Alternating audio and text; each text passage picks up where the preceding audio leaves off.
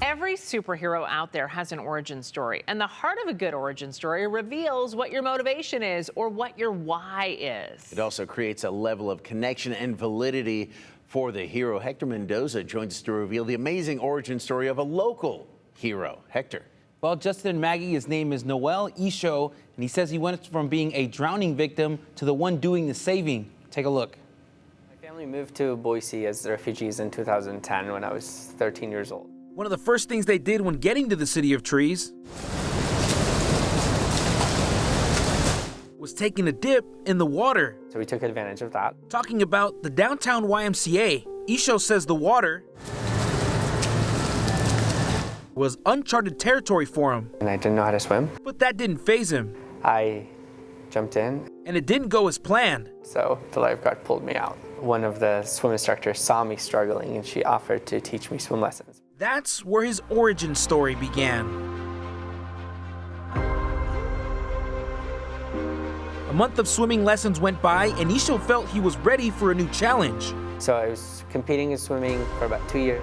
Mastering every stroke from butterfly to breaststroke, but then he had his eyes set on something more.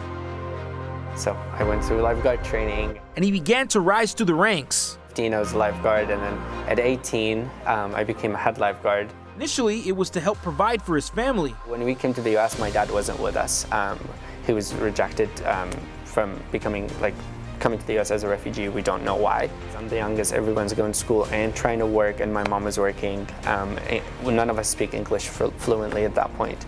So it was just important for me to be able to help my family even at that young age. First year as the lead guard, his training was put to the test.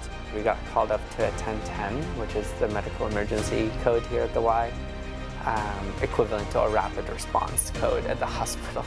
Came up and we had a gentleman who had a cardiac arrest at the cardio room here next door. Somebody was on that chest doing CPR. I started setting up the EED, and my fellow lifeguard, I remember, was trying to set up the oxygen tank. All this in a matter of minutes. Through CPR and through AED and our training, we brought him back to life in just under a minute.